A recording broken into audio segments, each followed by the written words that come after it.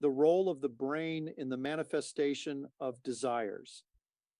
The brain plays an important role in the manifestation process.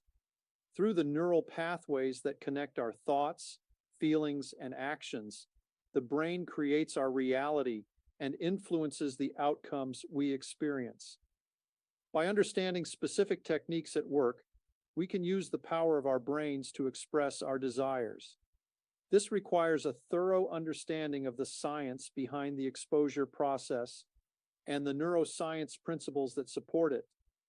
Applying neuroscience techniques to everyday life exercise isn't just about setting goals and practicing skills, it's a way of life. By applying the principles of neuroscience to your daily habits and activities, you will create a life that supports your visionary goals and increases your capacity for success. If you like the video, like, comment, share, and subscribe.